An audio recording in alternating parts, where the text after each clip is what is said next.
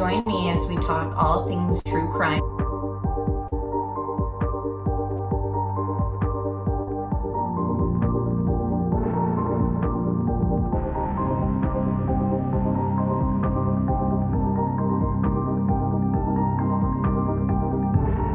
Made contact and shattered. Liberty, a missing 4-year-old. The parents have called in about that the mother has been on a wall. Came home, now they can't find her. They've been yelling for her. Turn it over to another agency. Let's get some help. Where are your kids? They've been missing for 4 months. You have nothing to say? You're over here in Hawaii? Chad, where are Lori's kids? 4 were stabbed multiple times and were likely asleep during the attack. Some had defensive wounds. Most of them had just like one that was the lethal stab wound.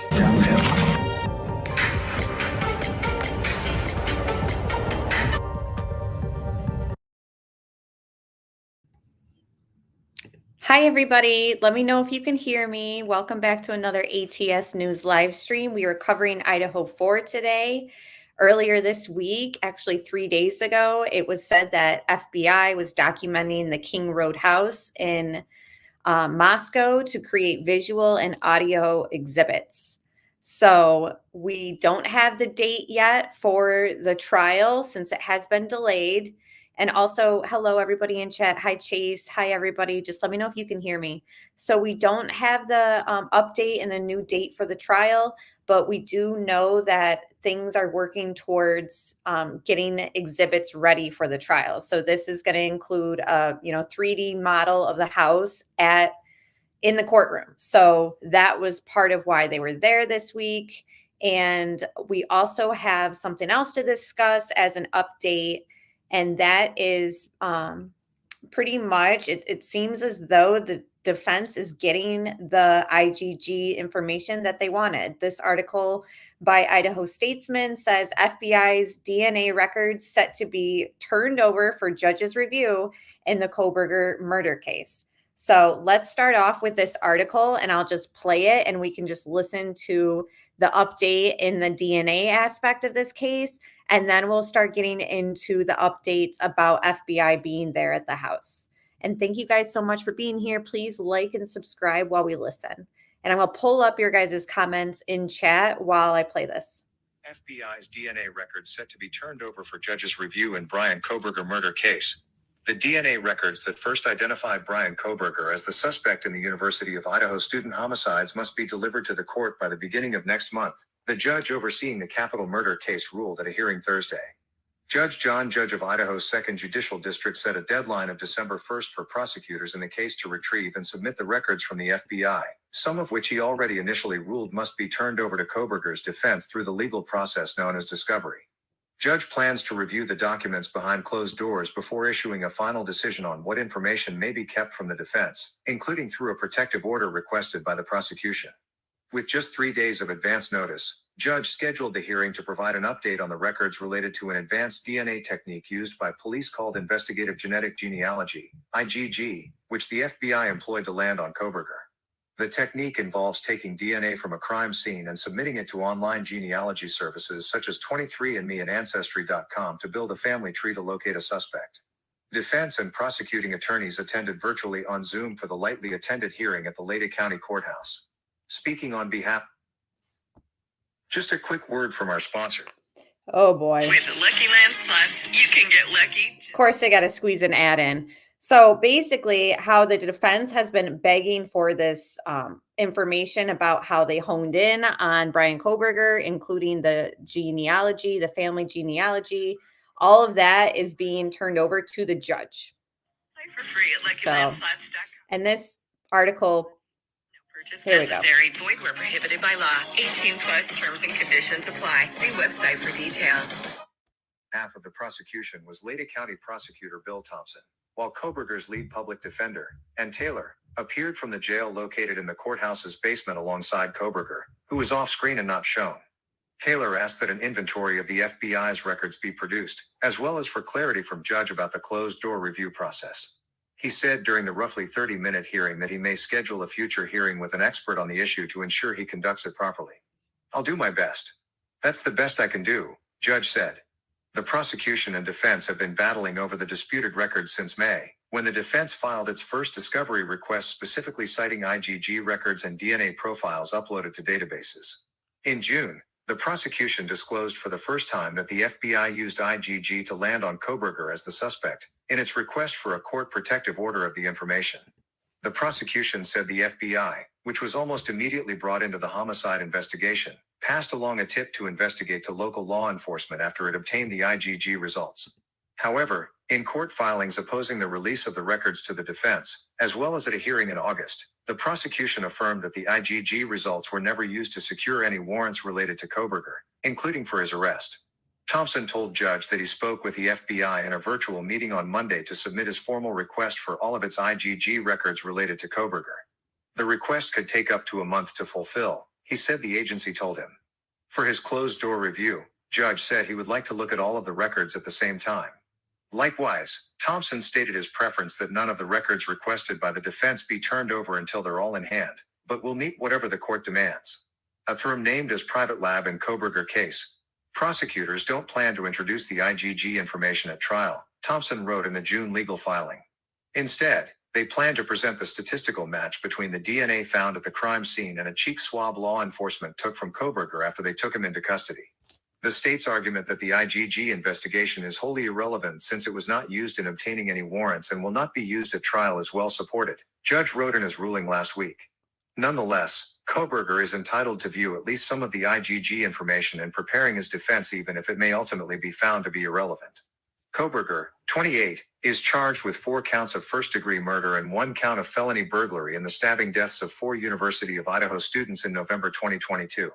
In May, a grand jury impaneled by Thompson indicted Kohberger and put the case on a path to trial. The victims were U of I seniors Madison Mogan and Kaylee Gonsalves, both 21, junior Shauna Kernodle and freshman Ethan Chapin, both 20. The 4 college students were stabbed to death at an off-campus home in Moscow, where the 3 women lived. Chapin was Kernodle's boyfriend and staying over for the night. Police located a leather sheath for a combat-style knife in Mugan's bed partially under her body. Law enforcement later found a single source of male DNA on the button snap of the K-Bar brand sheath that they linked to Kohberger, police have said since December.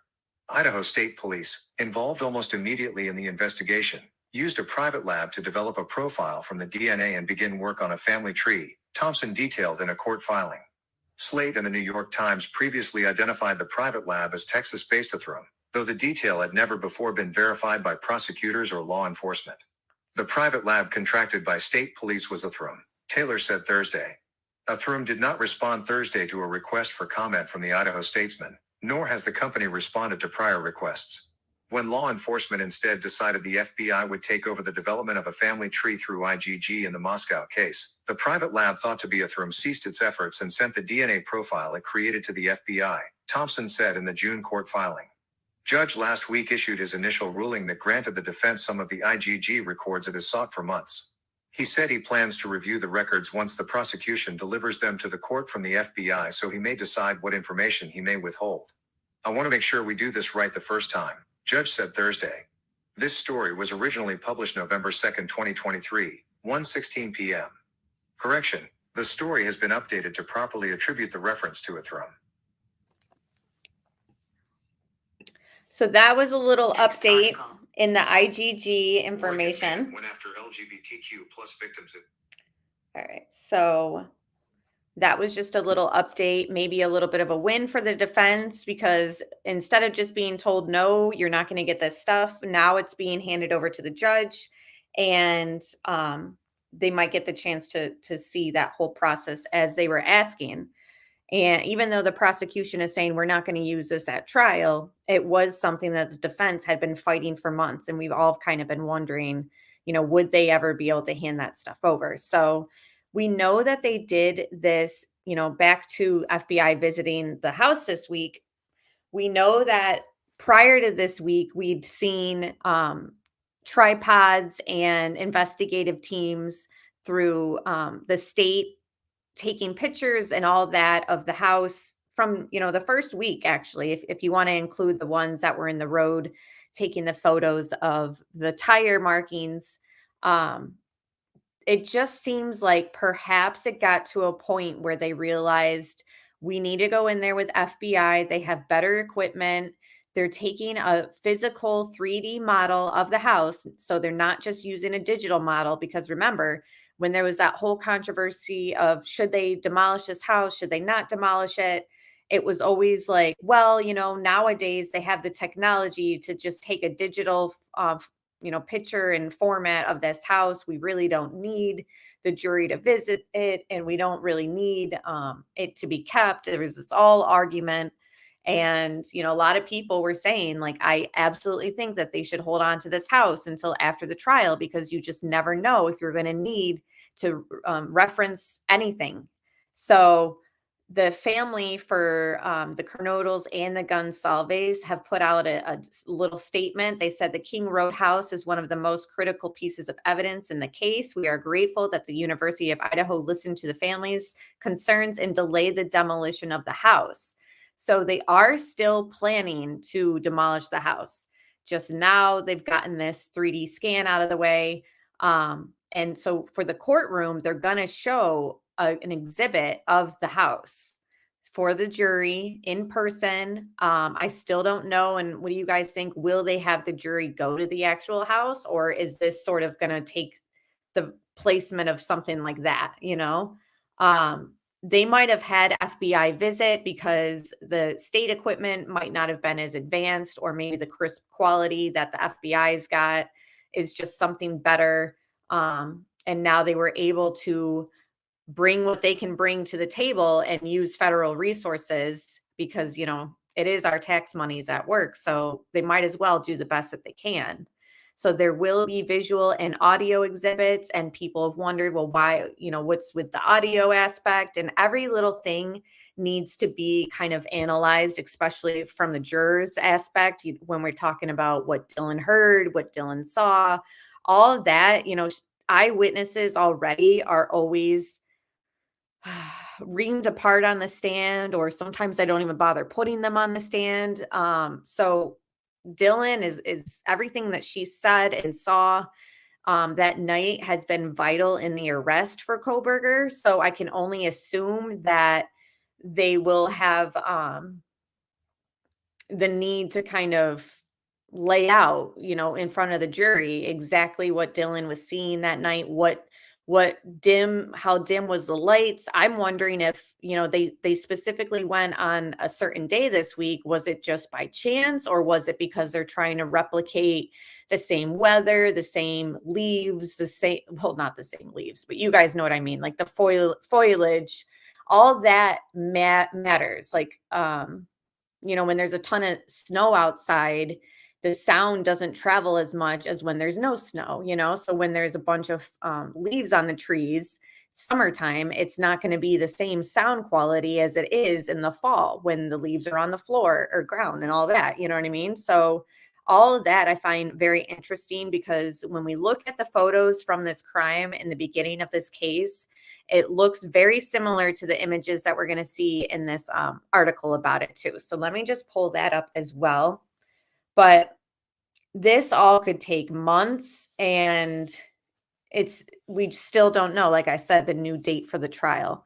But they're pulling out all the stops that they can, obviously, to nail a conviction and to use all the resources that they can. Do you know if it was just the outside views and sounds now? It was just the outside view and sounds now. Sorry, I'm trying to understand that, but it's good to see you, Unravel. They haven't been seeing any of the stuff about the layout like we have. That's true. I think the jury will go. A physical picture will go a long way. Right. I think so too. I think that that's vital. And in fact, I have an article that we've kind of shared in the live stream about should they or shouldn't they demolish this house. I think I might play that article again just to refresh our memory about how important it is to revisit the crime scene. And the article that I read from when it's speaking on that is referencing the Alex Murdaugh case, which we know those jurors came out and said that their mind was made up once they went to the property. So it definitely can weigh a lot in a juror's mind once they're at the scene. I'm just wondering if they're trying to avoid that even more with this 3D scan that they're doing. All right. So, FBI investigators seen at the home where Idaho 4 murder suspect Bryan Kohberger allegedly killed 4 students. We'll play this little video. So yeah, I do see them outside, but I heard that they were inside as well.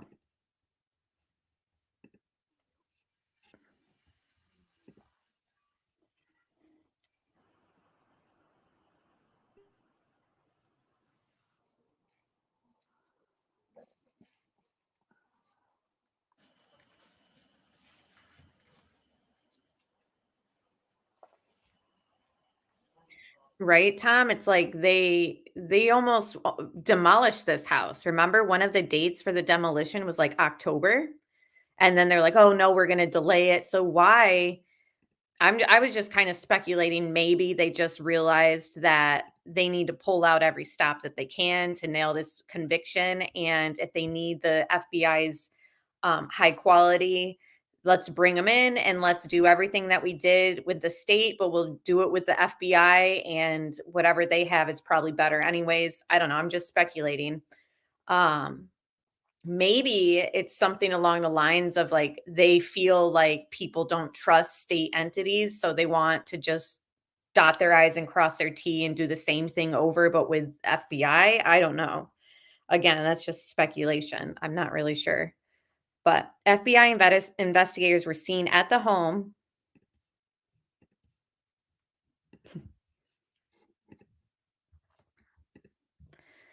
Blah, blah, blah. University of Idaho said in a Tuesday statement, the prosecution and investigators asked the college for access at the house. FBI investigators were at the home on Tuesday and Wednesday. And now here's the thing that I'm wondering. We know that they've emptied out the house. Do I think they are doing is a 3D view and sounds of the outside now? Yeah, I think that they're doing outside and inside. And that's why I was wondering, for them to be pulling audio exhibits, it's like, why when the house is different, you guys know when a house is empty, the acoustics are different than when you have all your furniture there. High criminality and deco painter and tea.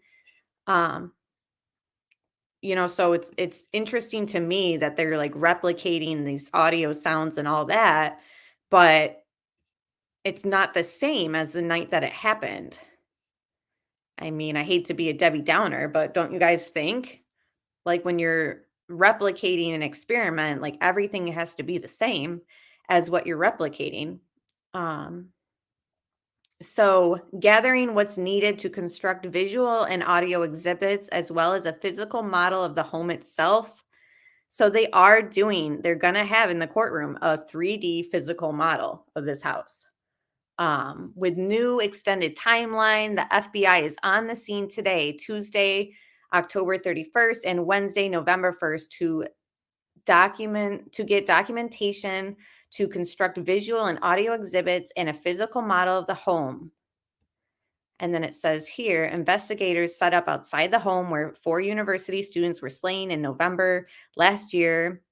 FBI plans on getting documentations to construct visual and audio exhibits in a physical model of the home. Here we've got another image. Investigators set up outside the home where 4 University of Idaho students were slain. FBI plans on getting, okay, it's the same statement. As explained to the university, the visual displays take months to build and were not feasible under the timeline of an October trial. Wow. So just as we kind of were speculating, because remember, Bryan at first wanted a speedy trial.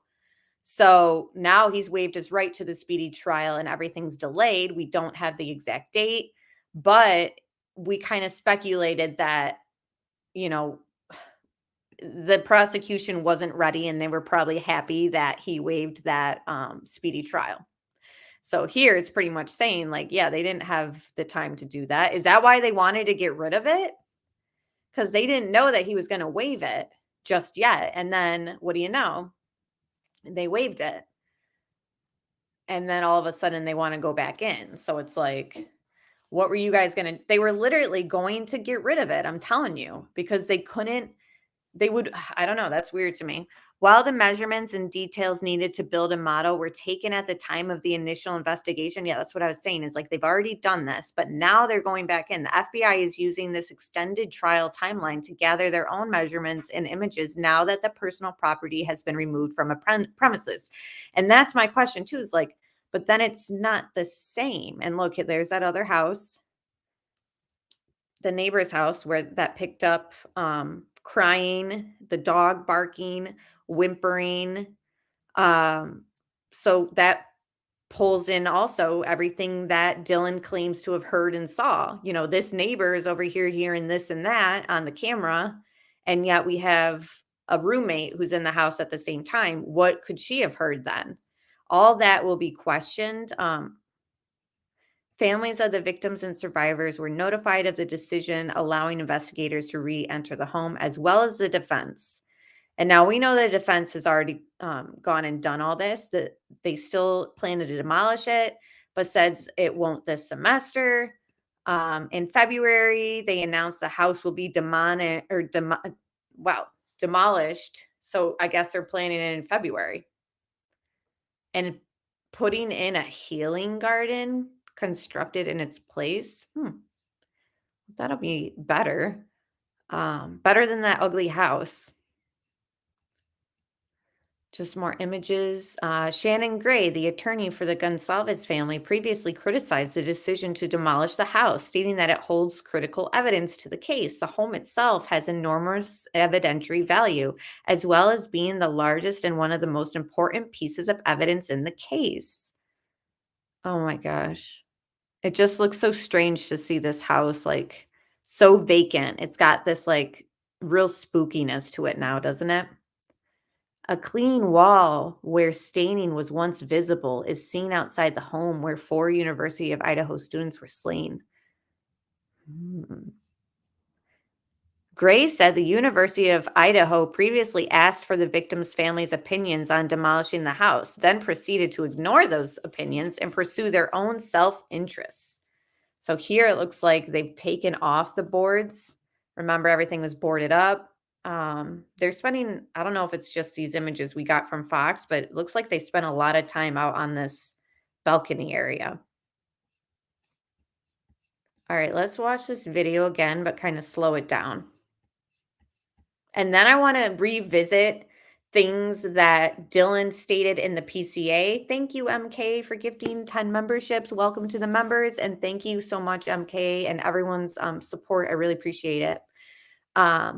So we kind of, I just want to kind of go through the PCA a little bit and revisit the statements that Dylan is claiming she heard and saw, because that's going to come into play with all these audio and visual representations that they're constructing right now when it comes to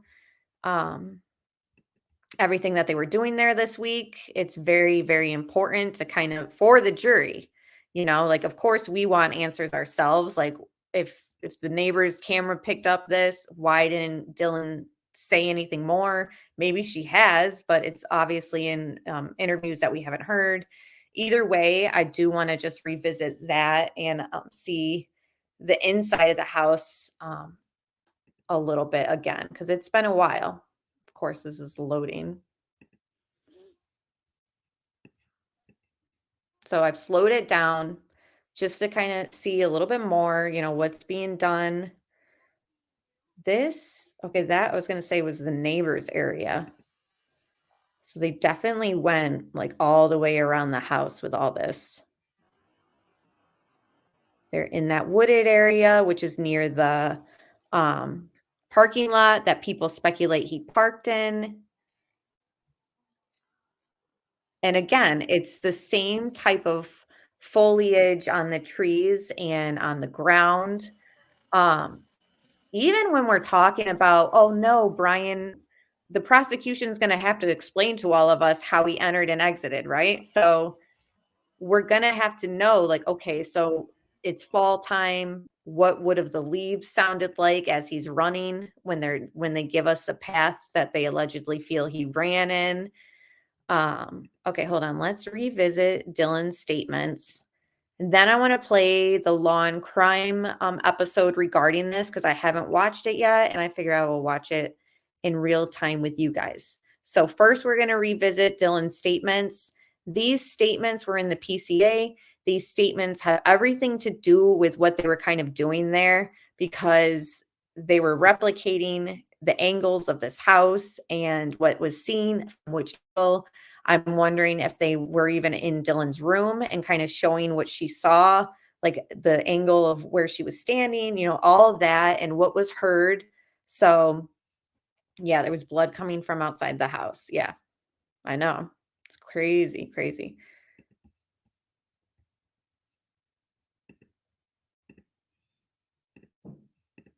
Was able to get a pretty good timeline on Haley body the night of, shortly before 3 a.m. Reading directly from the affidavit, we know this. DM and BF both made statements during interviews that indicated the occupants of the King Road residence were at home by 2 a.m. and asleep, or at least in their rooms by approximately 4 a.m. This is with the exception of Kernodle, who received a DoorDash order at the residence at approximately 4 a.m.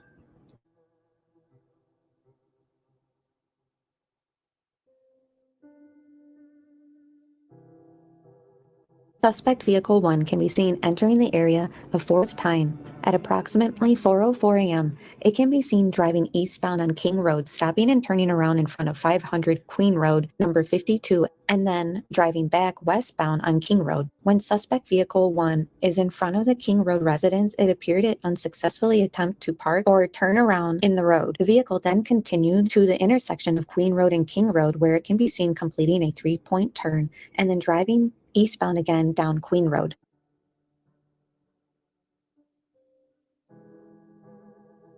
The Latah County coroner has conducted autopsies, and detectives have been provided with the results of those autopsies.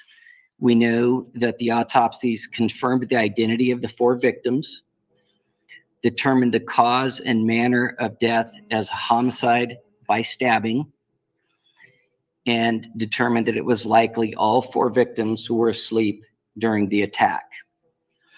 Some of the victims had defensive wounds, and each victim was stabbed multiple times. This was a brutal weapon. It sounds like it was a professional type weapon that couldn't break. And they weren't stab wounds. They were like large punctures. It became very clear early on that the 2 surviving roommates had critical information to offer. The investigators are already talking to them and trying to get from them everything they can possibly remember about what they may have seen, what they may have heard, what their activities were, what they know about the activities of their housemates. Instantly, not only the public, but family of the victims wanted to know what the surviving roommates heard and saw, and many wanted to know why their lives were spared. I just had a question about the other 2 roommates who were there, and I just wonder, wasn't something heard, or, the surviving roommates that were there, they had to have heard something, they had to have the dog, something. The affidavit had this to say. DM stated she was awoken at approximately 4 a.m. by what she stated sounded like Goncalves playing with her dog in one of the upstairs bedrooms, which were located on the 3rd floor. A short time later, DM said she heard who she thought was Goncalves say something to the effect of, "There's someone here." A review of the records obtained from a forensic download of Kernodle's phone showed this could have been Kernodle, as the cellular phone indicated she was likely awake and using TikTok app at approximately 4:12 a.m. DM stated she looked out her bedroom but did not see anything when she heard the comment about someone being in the house.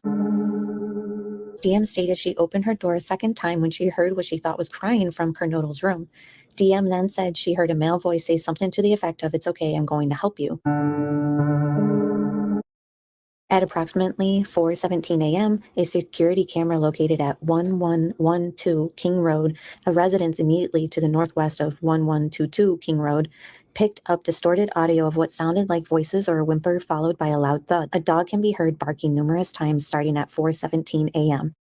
The security camera is less than 50 feet from the west wall of Kernodle's bedroom. DM stated she opened her door for the third time after she heard crying and saw a figure clad in black clothing and a mask that covered the person's mouth and nose walking towards her. DM described the figure as 5'10" or taller, male, not very muscular, but athletically built with bushy eyebrows. The male walked past DM as she stood in a frozen shock phase. The male walked towards the backsliding door. DM locked herself in her room after seeing the male. DM did not state that she recognized the male. This leads investigators to believe that the murderer left the scene. Investigators found a latent shoe print. This was located during the second processing of the crime scene. The detected shoe print showed a diamond-shaped pattern just outside the door of DM's bedroom. This is consistent with DM's statement regarding the suspect's path of travel. Suspect Vehicle 1 is next seen departing the area of the King Road residence at approximately 4:20 a.m. at a high rate of speed. Vehicle is next observed traveling southbound.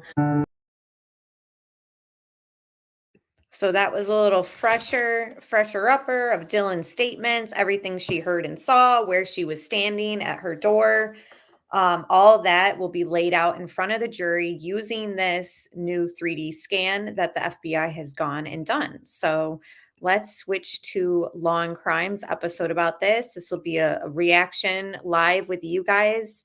How many of you guys seen this? I haven't watched it. I think it came out the other day, but they always do good work. So we'll watch them together. And again, I really appreciate you guys being here with me. This is the type of stuff that the FBI, frankly, was created for, is to give that level of expertise that local law enforcement just doesn't have or access to. Nearly 1 year after the quadruple homicide that shocked the nation, FBI agents are headed back to the scene of the crime in the University of Idaho murders. They're going to take one last crack at this, so to speak, and they're going to be able to argue that this was a fresh look, that they didn't do anything. They're not retesting the same stuff. This is new stuff that they're testing. It's a case Law and Crime Network has followed since the beginning, when the bodies of 4 college students were found brutally murdered on November 13th of last year. All 4 victims were students at the University of. But my question too for everybody and any of the replay viewers is, how can everything be kind of replicated if there's no furniture in the house? Or is it simply just to get the dimensions of everything accurately? Hello, Marar and Jess. Thank you guys for being here. And Seth, everyone else who's joined.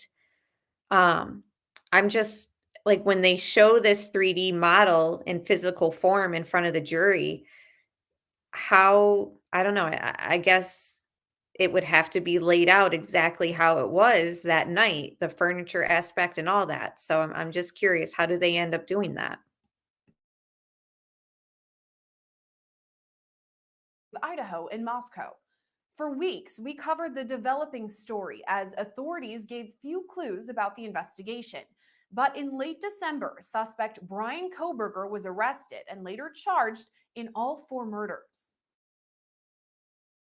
I believe that is Brian in his latest appearance that took place, I think, a week ago. Deco said it's a pathway, I'm guessing. So that's the other question I have for you guys. And hello, Alex Erickson. It's good to see you. And if you guys are looking for any good coverage on Letitia Stout, I have to say Alex Erickson has everything on her, and she's just a train wreck that I myself can't look away from. Anyone who's into true crime, she's right up there with Manson and just Dahmer. I mean, these people that are just these horrible faces of true crime, but you almost want to study them because they're just so bizarre and, not normal.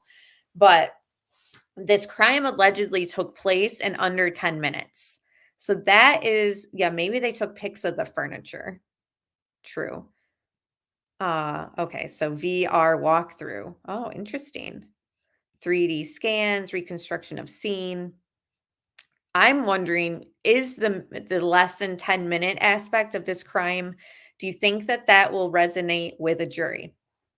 12 jurors, are they going to believe that everything was done and he's ran away? Measurements, but the sound of how, unless you put it back based on pictures of the scene, right? Like they're doing these audio reconstructions or mimicking, and it's like, how? That part I'm confused on. But I'm sure they know what they're doing. So I don't know. Do you guys believe that this murder was done in less than 10 minutes? That I'm wondering if that will be sold to the jury. Um, I don't know. So I'm curious your guys' thoughts. It alleges that the defendant, Brian C. Kohberger, on or about November 13th of 2022 in Latah County, state of Idaho, did unlawfully enter a residence located at 1122 King Road, Moscow, with the intent to commit the felony crime of murder. Now, FBI agents are back at the King Road crime scene for what's likely the final time. Former FBI agent Colin Schmidt tells Law and Crime Network the investigation will be strategic ahead of Kohberger's jury trial.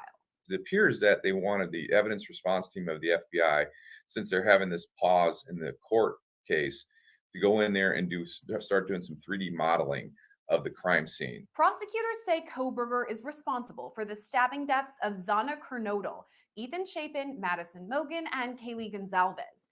Investigators used DNA recovered from a knife sheath left at the crime scene to connect Kohberger to the case.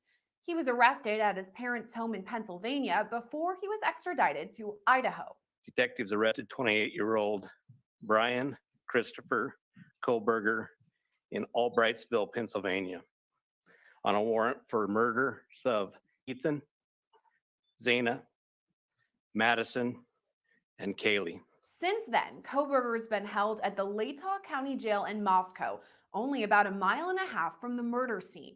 He was set to stand trial last month, but that was delayed indefinitely after prosecutors argued they needed more time to create models of the home to present to jurors. Schmidt says that's what this new investigation is all about. The FBI ERT, evidence response team, is going in there and they want to get a really perfect 3D model of what happened. So when they have to present all this evidence in court, the jury is going to really know exactly what happened. As Schmidt explains, Just need to pause for fair use purposes, and read some of your guys' comments.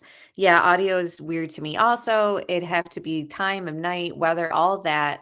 I think maybe I'm thinking too much, but yeah, audio, no way. I was kind of saying that earlier in the stream too. Like, it seems like they're going back in there around the same time. Like they're only a few weeks away, not even, of the anniversary of that crime. So they've got the weather down and sort of the foliage of the leaves and all that. But yeah, I'm just wondering, maybe it was more about the outside of the house, like for audio. I don't know. Because it does make a difference if that furniture is not there. I mean, I'm just trying to understand. Deetra says, I wonder if he could have been using again. I was wondering if he was off some medication, or like maybe he takes medication to help his sleeping issues, because we have read that he allegedly had trouble sleeping, and sleep is very vital for people's mental health. So I was wondering, like, maybe some prescription or something like was running out, or but definitely I definitely wondered too, like, but I don't see somebody using heroin doing this crime, like having that rage, you know what I mean? Unless he was using other drugs. But it seems like Kaylee only really fought back, so I think 10 minutes is possible if the victims didn't fight back. And I'd seen somebody else earlier, okay, Deco said, I think he was in a frenzy, so 10 minutes is not out of the question in my opinion. Thank you, Seth. I really appreciate that. Thank you for all you do, and thank you for all your support over these years. I really appreciate you. If Ethan retreated into the bedroom, FBI loves to get rid of evidence.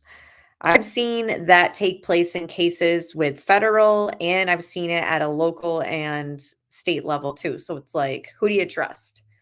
I'm thinking it was Ethan who was trying to reassure his girlfriend that he would take care of her because they realized someone was in their home.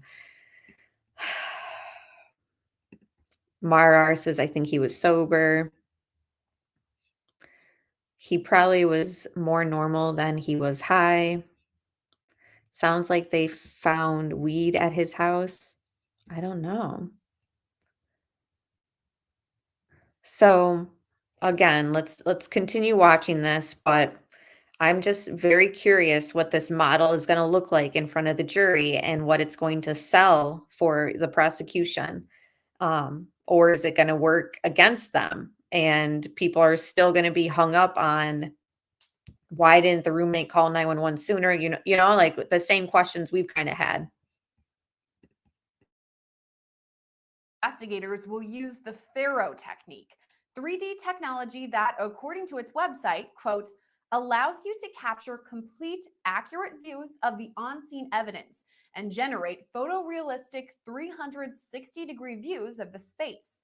Schmidt says the FBI has been utilizing this technique for years. I was part of the San Bernardino shooting investigation back in 2015 as a supervisor.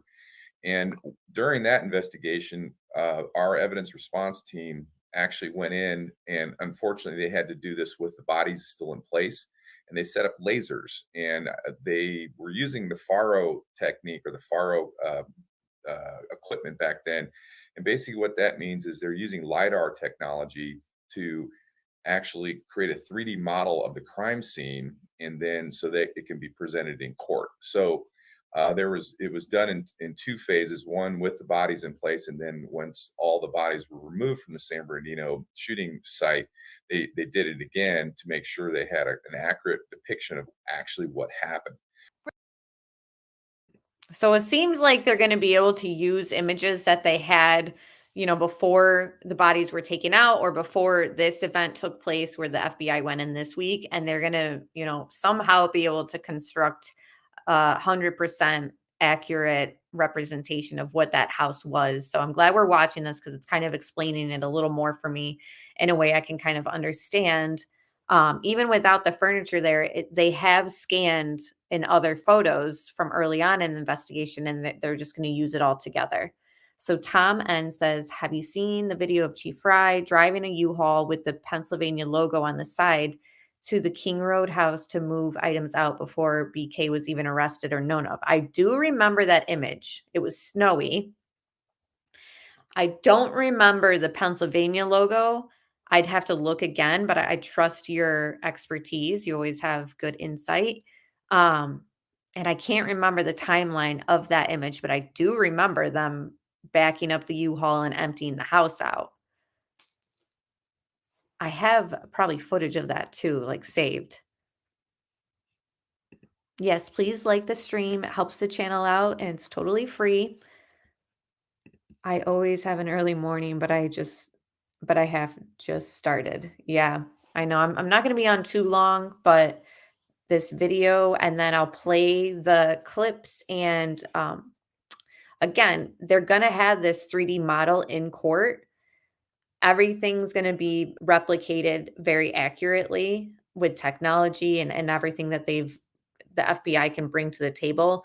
I'm just kind of wondering, we can't forget the type of impact in-person jury visits have. So I want to play that article that kind of talks about when Alex Murdaugh's jury went to the estate. So we'll do that after this video. And thank you so much, Betty. I really appreciate that super sticker. Pretty flowers too. Thank you so much. Oh, over here spilling all my water. Okay. So, and thank you, Mara. I appreciate that. Can't stay. Just wanted to say hello. Please hit the like. Thank you, Pink Dahlia. It's good to see you. For the University of Idaho crime scene, Schmidt tells us they'll use the Faro technique to collect images and measurements. So using LiDAR, believe it or not, we have LiDAR on our phones. So it's actually this little button right here on our iPhones, and it's used basically, and what LiDAR stands for is light detection and ranging technology. And it's used for 3D crime scene reconstruction, but for our purposes on phones, we use it for low light photos to basically get an autofocus. But investigators will have to work fast. The University of Idaho, that owns the home, agreed to open it to FBI agents for only 2 days, October 31st and November 1st. 2 days means 48 hours. So they'll be in there for 48 hours. They'll be in there round the clock. They have almost limitless resources. So in this case, if they need to bring in teams from LA, from Seattle, from New York, all these teams have the same training, and then some of them have specialized training. So there's no doubt that they'll stay in there, and 2 days will, obviously the FBI wants 5 days or 10 days, but in 2 days they will plan for it and make sure they have the appropriate resources there to get the job done. As Long Crime Network reported, the university intends to demolish the home, but those plans were stalled back in January when the defense motioned to preserve the crime scene. Family members of the victims agree with this move. A statement from the Gonzalez family and Jeff Kernodle, the father of Xana, reads in part, quote, "As the family has stressed from the beginning of the investigation, the King Road house is one of the most critical pieces of evidence in the case. We are grateful that the University of Idaho listened to the family's concerns and delayed the demolition of the home." Isn't that the whole point of not destroying evidence? You may not know if you need it until later, or it may become more important once a jury hears evidence in the case. According to Schmidt, jurors are the driving force in this new investigation. He says prosecutors likely feel the 3D model is vital to their case. This was such a horrific crime. The prosecutors there, they want to get it right, and you only get one chance in front of a jury to get it right. You don't get a second chance to make a first impression. So again, I was kind of wondering if the prosecution, not that they're feeling nervous in their case, because I really feel like Kohberger is guilty. Again, that's just my gut on it. I don't know. I want the whole story. You know what I mean? Like I need to know why. Obviously, they don't have to tell us the motive, but I need to see the stories on both sides. But it's just for me, where was I even going with that? Sorry. I'll just press play. So they Oh, of course, now I remember. Well, no, I'm just wondering if, like, they're feeling like they need to kinda dot their I's and cross their T's just to double, triple check and make sure that they've got everything that they need and that they can present. They've done similar stuff like this already, probably using state resources, and maybe they're like, "We just wanna up our ante, and we need the best of the best. I need to be able to show," because Ann Taylor is really pulling out all the stops for the defense.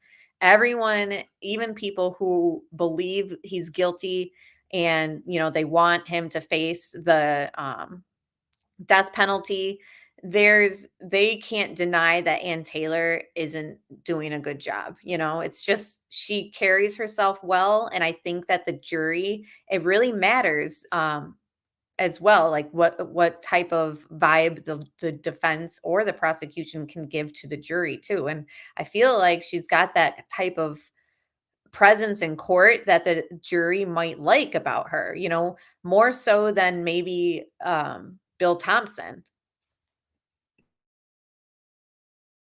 have this opportunity to put this evidence in front of the jury that is going to be absolute precise depiction of what happened, so the jury understands how horrific this was and how he did what he did. Because there is quite a few questions about, well, how could he go in and do these things, and the survivors didn't hear him or didn't understand or didn't step up and stop him from doing this. Well, this 3D model is going to show the jury, well, this is how he did it. This is how he was able to get away with doing these horrific things without anybody hearing him. Which is basically what I was saying before we even played this. Like the jury's going to want to know, with these audio replications that, why did it take so long for this roommate to call 911? She saw this from this angle, and we can see that like the moon was at this height and this light was shining here. And it seems like she would have known that there was blood here or there, like there's a lot of questions, especially with that footprint right outside her bedroom that they found. So all that is going to be kind of laid out in a concise manner in front of the jury with these 3D models. So as he was basically executing his victims. Schmidt says information collected during this new investigation could help put things into perspective for future jurors. The most important thing for a juror is to understand context. And going along with what this guy just said, the most important thing for jurors to understand context, it goes along with what this comment says. I think they want a visual on the sheath aspect to show where the visual of the officer, what, like pretty much where the officer was standing. How did he see the sheath laying under Mogan's leg on the bed? So all that, obviously the defense, there's already been talk that that sheath was planted there. So now they're going to be able to say like, no, like it was laying here. So when it says in the PCA, or when it says in this document that it was found because remember, they didn't mention it on the first time that they looked in the room. Then it says later they found the sheath. So they're going to have to explain like, well, you can see right here on this 3D model, like when you're standing in this doorway, like, and you're looking at the bed, this is what it looked like. So it took this or that to be removed for them to see, like maybe a cover had to be taken off and then they found the sheath. Like all that is going to need to be laid out specifically in front of the jury. Especially in a murder investigation or murder scene. So apparently there was a sheath, I believe, that was found, and the juror needs to see how that sheath, where the sheath was found in conjunction with the bodies, so they can make that connection, because everything is layered. Because the sheath led to his identification using forensic genealogy. And then why would a sheath be there? All these questions, because ultimately the objective of the FBI ERT is to anticipate any questions that the jurors might have, and answer those questions before they even come into the juror's mind. But more than just viewing a model of the King Road home, experts say jurors could be taken to the scene of the crime. And I anticipate that's going to happen. And there's going to be an argument by the defense not to see this 3D modeling before they walk through, because then the defense is going to say they're being biased by what the FBI's depiction of the crime scene. So I'm sure the jurors are going to want to see what happened there. They're going to walk through. They're only going to see basically completely empty rooms. I mean, the carpet's going to be ripped up because the FBI is going to pull out of that carpet, take it back to the lab, and go through it in a microscopic manner. They're not, in my opinion, they're not going to get a lot of context from these empty rooms. I think the 3D modeling is going to give them a lot more context. But I anticipate that even though there's going to be argument why you're not going to get anything out, I think the jurors still want to go just to see, in their own mind, hey, what really happened? But long before jurors would ever set foot in the house, investigators will use this time to look for new evidence. Now, the first phase of this is the ERT of the FBI is going to go in. They're going to do another search, and they're going to look for hairs, follicles, any DNA, anything that might be missing, any microscopic pieces of evidence that they might be able to draw another connection to the person that's on trial right now. Then after that, then they'll start setting up their equipment and the LiDAR technology, and then they'll start creating their 3D models of what happened in that house. Thank you, Melissa. You have a good night too. And thank you, Lisa. She said, Amber, I hope you're doing well. Thanks for always having the great content. Thank you so much. And it was great talking with you, Melissa. What is the probability that they find something almost a year after these murders? You were talking about microscopic hairs or some sort of evidence. I mean, is that likely that they could have passed over it the first couple times that they were investigating? It is likely, depending on and I'm giving the lawyer answer, it depends. So it depends on what level of evidence response team they had to go in there the first time. Schmidt believes this will be the final time investigators collect anything from the home. So obviously I'm biased to the FBI's ERT. They're, in my opinion, the best in the world. If they were used the first time, there's a very high probability they were going to get 99% of the evidence. You never get 100% because it's simply an impossibility. So the likelihood that they're going to find more evidence is fairly low because it's already been gone through several times. Plus, when you add in the concept of transference, then if there was any evidence in there, it may have been destroyed, or it may have been basically tainted, so to speak, because then you're going to have other transference from investigators, their hairs and follicles, their things that might be in there. And then when you have that, essentially nullifies anything else you find in there, because then there's a built-in argument that that anything you find in there was brought in versus it being there before the investigators got there.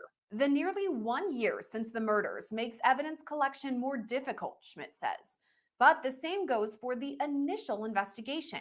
According to court documents, a surviving roommate, Dylan Mortensen, labeled in the affidavit as DM, said she heard a male voice say something to the effect of, "It's okay, I'm going to help you," just before 4:30 on the morning of the murders. The court document goes on to say Mortensen saw the suspect, describing, quote, the figure as 5'10" or taller, male, not very muscular, but athletically built with bushy eyebrows. At the time, Mortensen said she stood in a frozen shock phase. So she's reading through everything that I played for you guys with the visuals, but now that I'm seeing this in this format, I feel like her stating that this person allegedly they're claiming was Kohberger was 5'10" or taller. Like, I feel like looking at Kohberger, you would say 6 foot, like no hesitation, but that's just my opinion. It wasn't until hours later at 11:58 a.m. the 911 call for the murderers came in. According to Schmidt, that initial time lapse could have caused issues. The longer the time elapses between the crime and when professionals get there to search, there's a higher probability that the scene is going to be tainted with people walking in there that don't know what they're doing. They're potentially moving bodies, moving sheets.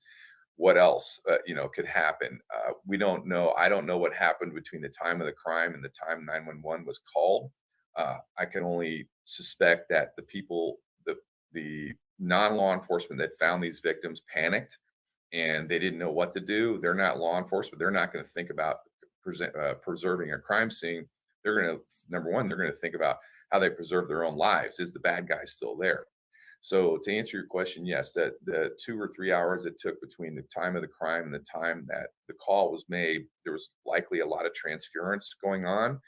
And that's something that the FBI is going to try to overcome, that concept or argument by the defense, by doing this crime scene reconstruction and being able to tell the jury, okay, if there was any transference, it was minimal, because this is exactly what appeared to have happened.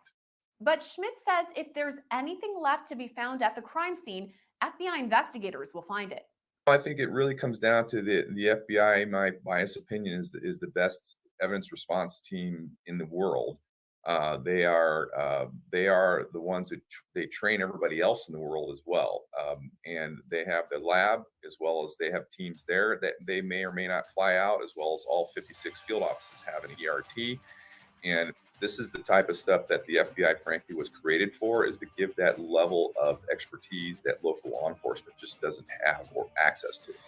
As of now, Kohberger's trial is delayed indefinitely. And because of a court-ordered gag order, we won't learn more about the investigation from prosecutors or law enforcement. And we don't know when the trial is rescheduled for. And yeah, I think that Kohberger is the guy, but I would have to say I would not describe him as 5'10" or taller. Like, it would definitely be 6 foot or taller. Tom N says BK at first glance looks 6'2", 6'4". He looks very like gangly, like his arms look long too. Like, that's always a feature that a lot of tall guys have. Um yeah, it's a quiet Friday night here, Chase. But I appreciate you guys hanging out with me. Hi, Tiffany. It's good to see you. All right. So what do I want to do now? All right. So I'm thinking we'll just finish it up with we obviously had our discussion about the 3D models and the audio that they're replicating for the exhibits for the courtroom. They're going to show all this in person in a physical model for the jury.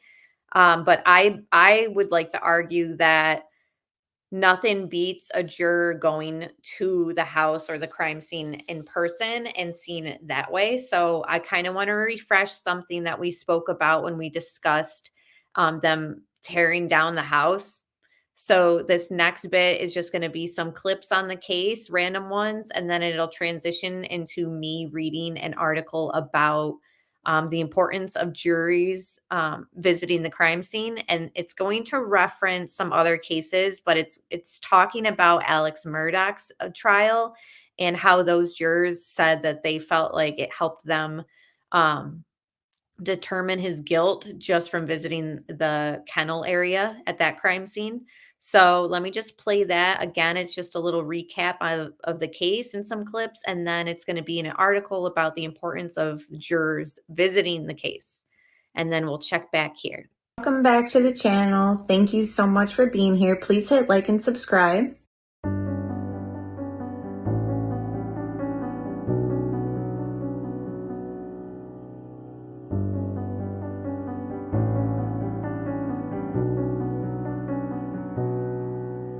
The bodies were found in bed, suggesting the victims were attacked while sleeping.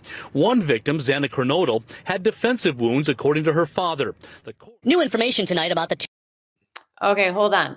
Tiffany says, because I'm following the Summer Wells case, have been for a while. I don't know if you guys know it. Something just happened with Don Wells, so I came by to see if you knew, ATS. No, I haven't heard anything. Let me text some sleuths that follow Summer Wells closely and see if they know anything. But I'm just curious, like, what did you hear? Something happened with Don Wells. Like what? An arrest or an accident? two roommates who were in the house while the murders took place. They were unheard and apparently unaware of the attack. Pretty large knife, so it's really hard to call them puncture wounds. And they were definitely stabbings. And it has to be somebody that's pretty angry. We still believe it's a targeted attack. This is the parking lot we've been hearing about right behind their home. It's right here. I would look up and I would see people in the windows almost every night. And close enough that his phone was touching their Wi-Fi. We believe we have our guy, the one that committed these murders. We hope that they picked the right guy, and that gives us hope, and we haven't had hope for a long time. I said early on that we're not going to let any stone go unturned, and I meant that, and we're following up on everything, just like we're in this new phase now, and we're going to follow up to get to know who he is and everything about him that we can. Ultimately, it was DNA that connected him to the murders.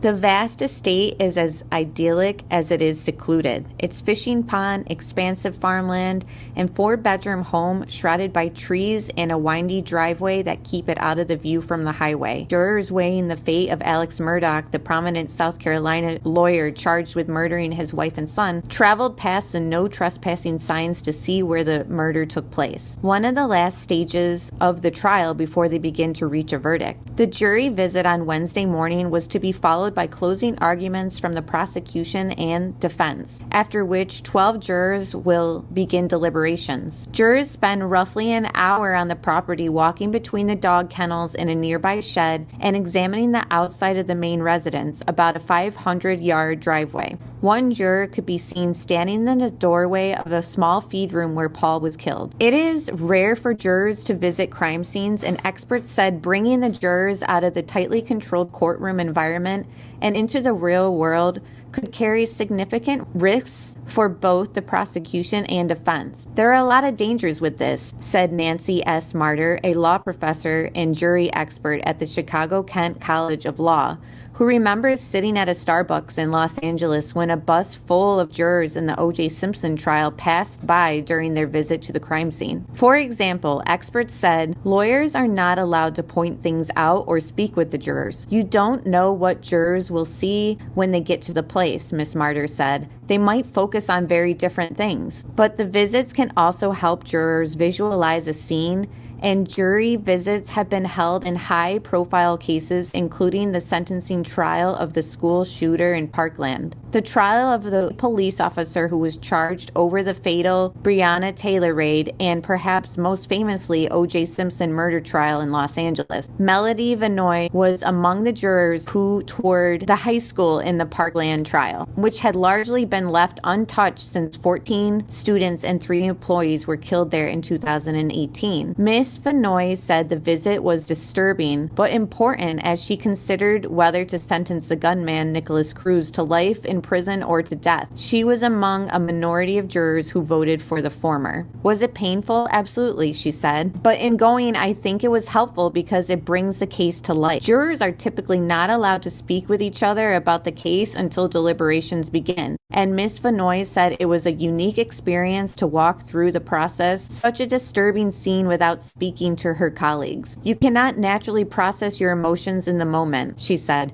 Your gut is to say, oh my God, did you see X? But you can't. It was quiet. Ms. Vinoy said she found the visit helpful in understanding the physical distance between points in the school that had been discussed in trial. Mr. Murdaugh admitted from the witness stand that he was at the dog kennels where the killings occurred with his wife and son in the minutes before the killings, but he said he drove a golf cart back to the main house before the shootings took place. His lawyers have stated that Mr. Murdaugh would not have been able to hear the gunshots from inside the house. Mr. Murdaugh then left the property to visit his mother, an act the prosecution has painted as calculated effort to build an alibi. Valerie Hans, a law professor and jury expert at Cornell University, said jury visits can help to humanize defendants or show a different side to them, such as when jurors in the O.J. Simpson case were allowed to see trophy room in his house where the former NFL football star stored his accolades. It's a gamble, Ms. Hans said. In asking for the visit, one of Mr. Murdaugh's lawyers, Dick Harpootlian, said he wanted jurors to be able to see the distance between various geographical points discussed in the case and the size of a small feed room where Paul was found dead. You can't really appreciate the spacious issues without actually seeing them, he said in court. Cretan Waters, the lead prosecutor, opposed the request, noting that the property has changed in the last 20 months since the crime, including trees between the kennels, the main house, and are marked taller and thicker than in the past. Judge Clifton Newman allowed the visit and attended along with the lawyers. Stu Matthews, a defense lawyer based in Cincinnati, requests jury visits in just about every serious case he takes on. He said he did so last year when he successfully represented Brett Hankinson, the former police officer who was found not guilty of endangering Breonna Taylor's neighbors during a fatal police raid of her apartment. Mr. Matthews said that while he could not be sure, he thought the jury visit had helped jurors in the case understand the scene and perhaps understand the defense argument that Mr. Hankinson did not know there was another apartment attached to Miss Taylor's. We had as evidence diagrams and photographs, Mr. Matthews said, but none of that does justice to actually getting out there and seeing 360-degree live views.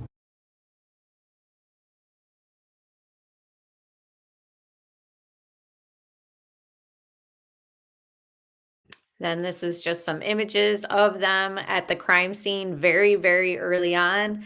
This is obviously after the bodies were taken to the morgue and all that, but I mean, this stuff is only like a week after the crime took place. It looks very, very similar to what it looked like this week when FBI was visiting, doing their analysis again with their scanners and cameras and all that. So they're just trying to replicate it as much as they can.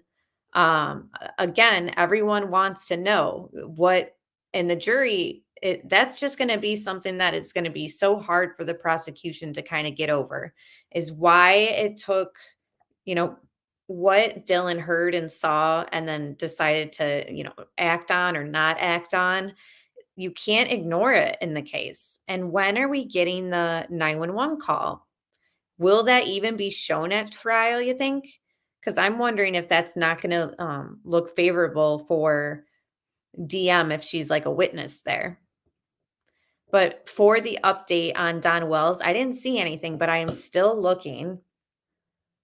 Oh, really? What chat was saying that? You can say the name of the chat. I don't mind. So somebody said his name and then said sending prayers. Titanium Builds chat. I'm going to have to figure that out too, like as soon as this is done. But all right. So we will be live again. I am wrapped up in this Delphi case, as you guys know, and I'm trying to cover that case as much as I can while also mixing in these other stuff and cases too. So come back on Tuesday night and Friday night next week, and we will talk more true crime.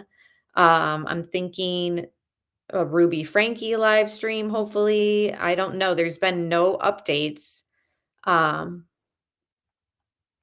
with that case at all, which is weird because I swear a court hearing was supposed to happen in Ruby's case in October. So I don't know. Have you guys heard anything about any of that? Somebody said they were sending prayers to Don Wells. I hope it doesn't have anything to do with drinking because we all know that he's had a problem. But all right, guys, I am done with everything I wanted to share with you guys.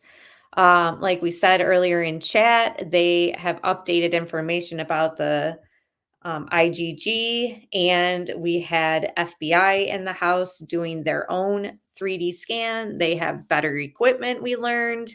This 3D model of the house is obviously not a digital model. It is going to be physical in front of the court and in front of the jury as exhibits when this goes to trial. Now, they did not do this prior to this date because in that one article we read, they pretty much said that without this delay in the trial, they wouldn't have had the time to do all this. So now they have the time because he's waived his right to the speedy trial, and they took visual and audio exhibits. All this process is going to take months for them to kind of construct and put together. And then the school still plans to demolish the house. I think it said in February. So that whole article that I just played about importance of jurors going to the scene, like it doesn't seem like that's going to happen.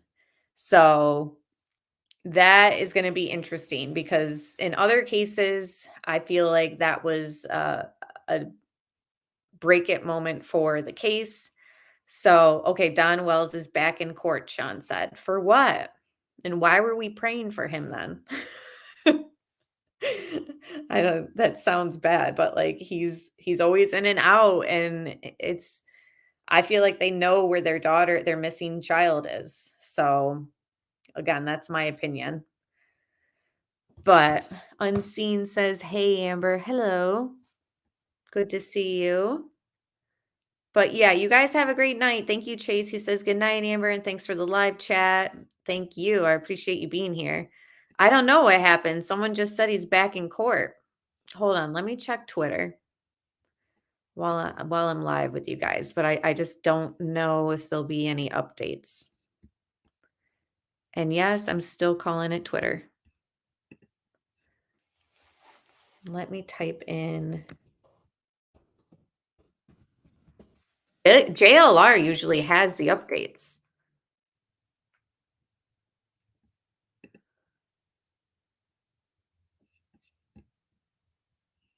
I don't see anything. I don't see anything. Let me check JLR's Twitter.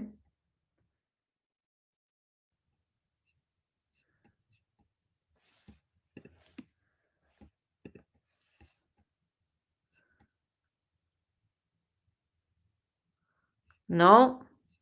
Nope, nope.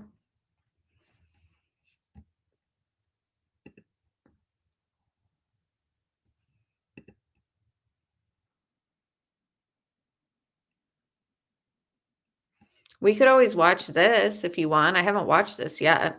Hold on. It's not about Don Wells. It's about Idaho 4.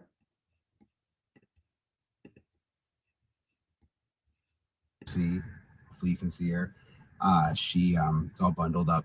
We are Floridians, by the way, so we get really cold easily. But we're in Idaho right now. Been spending a lot of time in Idaho, obviously covering the Bryan-Kohberger case and all the recent developments.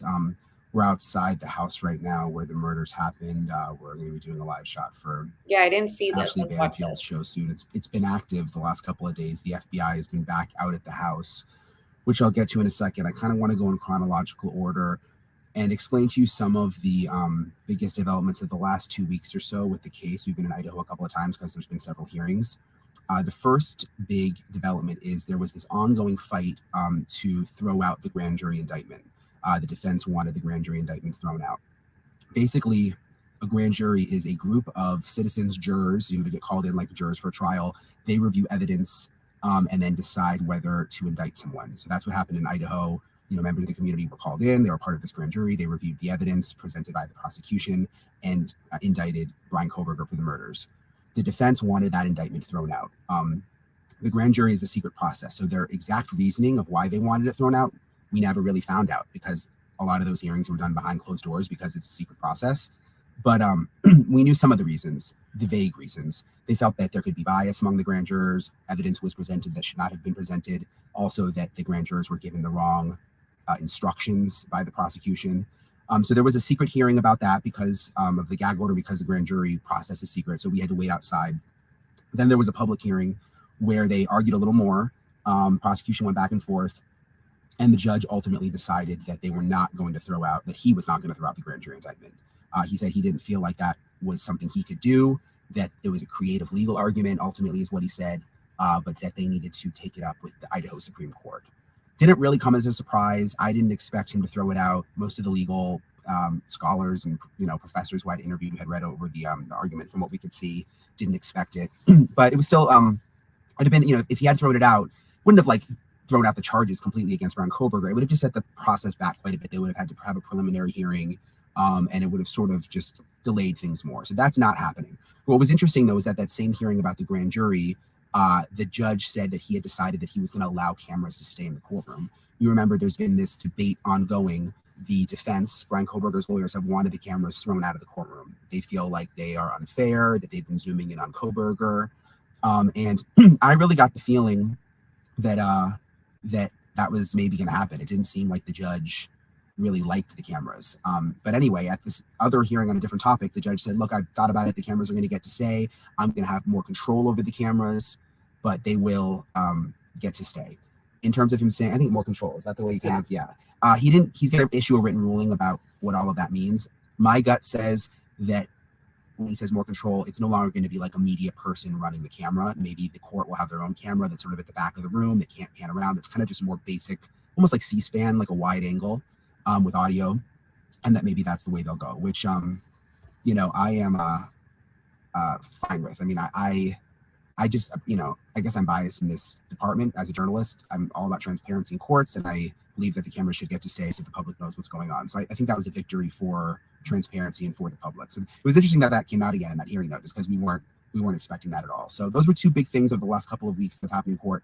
The other big development is what happened here at the house, which is the reason we're sitting outside the house right now. We raced back here to Idaho, got word that the FBI and Moscow police were coming back to the house to do more investigating, which kind of came as a shock because the prosecution said over and over again that they were done with the house, that it was okay to tear the house down. We've been following this. I mean, there's been multiple times where they have told us that the house is going to be torn down. The University of Idaho owns the house now. The person who owned the house and was renting it to the victims gifted it to the University of Idaho, and it seemed like the University of Idaho really wanted to tear it down. I don't know if it was like an image thing. I mean, it's right by the campus. It's difficult for the students who live around here to have to look at it. They wanted to make it maybe into a park and a memorial, but that's something that really upset some of the victims' family members, specifically the Gonsalves family. And we just heard from that article that I read earlier in the chat that they are actually, once the house is demolished, they'll be planting a healing garden.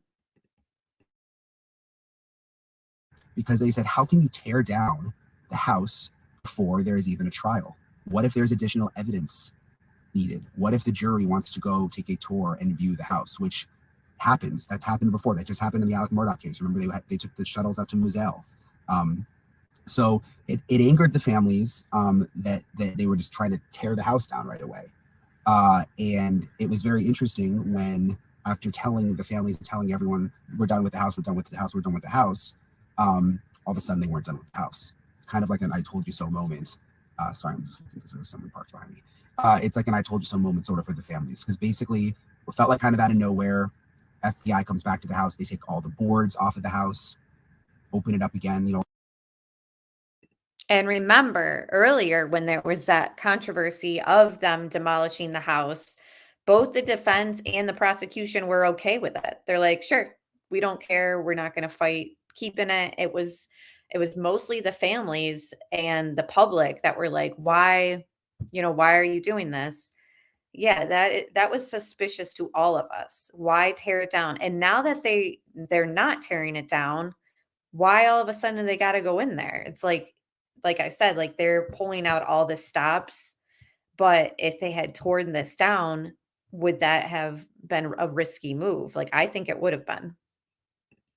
All the windows were boarded up, and they basically were doing this sort of 3D imaging of the entire house, something that they weren't able to do before. I want to read you the University of Idaho put out a statement, again, because they now own the house, about this whole development with the FBI showing up. It says, because the trial of Bryan Kohberger is delayed indefinitely, investigators and the prosecution recently asked University of Idaho for access to the King Road house where a quadruple homicide took place nearly a year ago.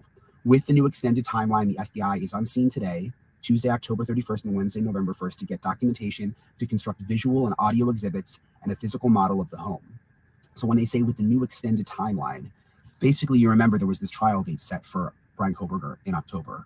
He waived his right to a speedy trial. Pretty much everyone expected that to happen. Like every lawyer that I interviewed that has been studying the case said there was no way it was going to go to trial, and it didn't. He waived his right to a speedy trial. It's now delayed, like for a long time. We don't have a date, but all indications are the trial's not happening for a very long time. Months, year, 2 years, we don't know. So when the university said with the new extended timeline, basically they're saying because the trial didn't happen, the prosecution came back and said, oh, since we have time, let's do this different 3D imaging of the house. Again, the families are like, we told you so. Why would you tear the house down when there's possibly more things that you might need to do there, which seems like that was the case because it's been very active out here the last couple of days. Basically, they came out, took all the boards off the house again, opened it up, team of FBI agents. They had all these specialized cameras all around the house, on the roof. They went on the roads around the house. They went in all the rooms inside the house, it looked like. They had a drone up over the house. It took 2 days. I mean, this wasn't a quick, simple process. They came back out here for 2 days. So I think the families are feeling like, wow, like thank goodness we trusted our gut, really fought this hard, them tearing the house down, because look, they needed to come back out here, and maybe they'll need it again. In the university statement, it says, upon completion, the house will be resecured, which we saw happen. They put the boards back up again. While the university still intends to demolish the home, it will not be done this semester. So they are saying they still intend to demolish the home, possibly even before the trial, in the official statement that they sent to us. The Gonzalez family says that they were told that the house will remain up until the end of the trial. So that's different than the official statement we got from the university, but perhaps the Gonzalez family just has information that we don't have that they're getting behind the scenes. I had a chance to go out to the Gonzalez's house. They live about an hour and a half from Moscow, where we are. It's always emotional talking to them. I've been to their house one time before. They're just such wonderful people, by the way, but obviously just going through hell. And to go to the house where Kaylee grew up, I mean, it's all... It's very, very emotional, and I just, again, really, really feel for them. So I just want to make sure someone doesn't want to park behind us. So anyway, we talked to them. One of the things that we talked to them about was the situation with the house, and really how relieved they are that it hasn't been torn down and that the police were able to come back out and do what they needed to do. Take a listen. I knew in my heart what was best for those girls and Ethan. I knew what was best was to keep that around until they did more. And there'll be a point when I'll be like, you know what, let it go. Let it go. And our agenda of keeping it around isn't because, it's going to be so sad when it's torn down. I mean, that is going to be sad to me. And people think, how can that, like, tear it down? And it's just like, look, like, my daughter lived a happy life there. Yes, she was murdered there, ultimately murdered, but that was this much time. You know, we have pictures of them in the house. She said, when that house goes, it's going to be hard. I don't want to go in it. I've never even been to the house. I've never drove by it. I don't want to, but it's still going to be, when they're like, that house is gone, it is going to be very emotional for me. But that wasn't why, the emotional side of things. It was strictly like, is this good for the prosecution? Is this good for the case? If he pled guilty and said, I'll plead guilty in exchange for a life sentence, have you thought about that? Yeah, I don't want that, because I do know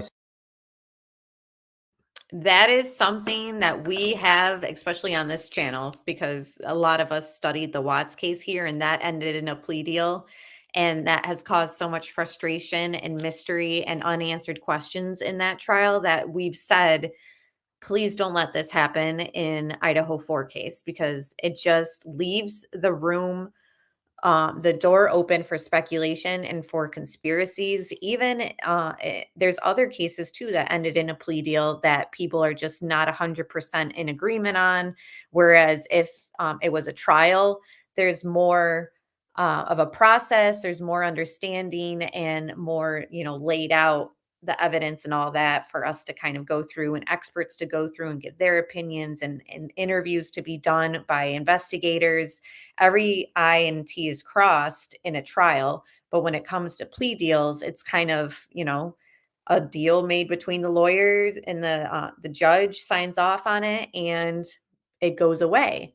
So we're hearing Steve basically say that he doesn't want it to end in the plea deal. And personally, I don't either. I don't know how chat feels or replay viewers, but let me know your thoughts. studied the criminal system and the difference between life in prison. Even if it's 20, 30 years, he's 23 hours locked up. He doesn't get to do what is it, BTK? BTK killer? BTK. Or whatever. We've found out that he writes papers for other prisoners and gets treated really well because he's intelligent, and he's able to help other prisoners get preferential treatment through the legal system. We don't want that type of behavior to happen in our case, where he has influence outside of this event. So that's been a hard one, though. I mean, he can write a book, he can do things. Idaho doesn't have a law particular that protects against that. The hard thing with that question, honestly, is that's where you forget, and I don't know how it's possible, but you forget that there's 3 other families involved here. We're not the only ones. It's not just, I'm like, this is not a one crime fits all. This is right. This isn't just our daughter. Right. Some might not want to go through the trial. I know some of the other families definitely would be, yes, like, let's go. Where do I sign? Yeah, and that's the thing too. And they don't want a plea deal, but who knows what one of the other parents might say. Like they said, they might not want to go through the trial. We heard Ethan's mother say that she has no desire to go to the courtroom at all, and we haven't seen her there.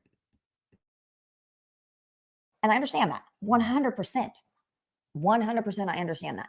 But you know what? Ultimately, it's not our call. I mean, they might ask us our opinion like they did on the death penalty, and we'll give it. But just because, our opinion is yay or nay doesn't mean that, that's what we get. So again, I really feel for the Gonzalez family, everything that they're going through. I feel for all the families. I mean, Ethan Shaven's mom, Stacy, we interviewed her last month. It's heartbreaking to talk to them. And, we all get so wrapped up in the case, and I'm following every little court filing and every little development. And sometimes you lose sight of sort of the bigger picture here of what the families are going through, continue to go through. I mean, it's been about a year. November 13th will be the 1-year mark. I hate to use the word anniversary. It just sounds wrong. It sounds too positive, but the 1-year mark since the murders. And I know that that's a difficult time for the families. It's a difficult time for the community. I think there's frustration that the legal process is taking so long, but we will be here for the anniversary. I hate to say anniversary again, 1-year mark. They are gonna have a candlelight vigil on campus, I confirmed, and just a time where my heart really goes out to the families. But obviously we'll continue to talk to them, continue to cover the case, all the developments, and we'll keep you posted on what happens next.